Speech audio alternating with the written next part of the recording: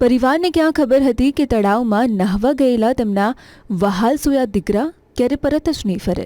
જી હા, રાજકોટના જસદણમાં ક્યારેય ન પૂરી શકાય તેવી ખોટ પરિવારને પડી છે, કેમ કે એક સાથે 4 પરિવારોના આંગણેથી લાડકવાયા છીનવાઈ ગયા છે।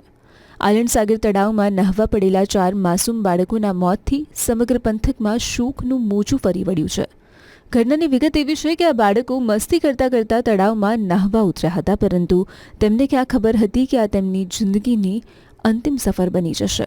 તળાવની પાળ પર પડેલી તેમની સાયકલ અને કપડાં જોઈને હૈયું કંપારી ઉઠે તેવી સ્થિતિ સર્જાઈ હતી।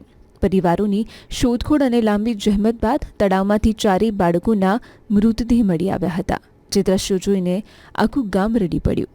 આ કરુણ ઘટના અંગે રાજ્યના મંત્રી કુંવરજીભાઈ બાવળિયાએ સંવેદના વ્યક્ત કરી છે।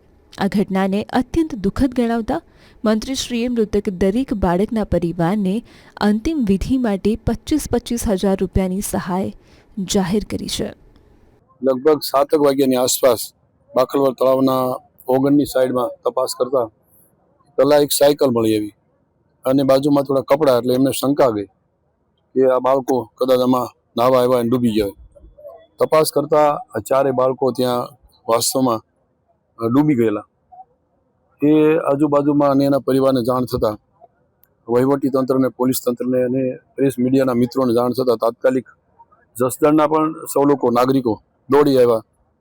જસદણની ફાયર બ્રિગેડની પણ ટીમ દોડી આવી અને તપાસ કરતા બાખલવડ ડેમમાંથી આ 4 બાળકો મૃત ડૂબી ગયેલી હાલતમાં મળી આવ્યા।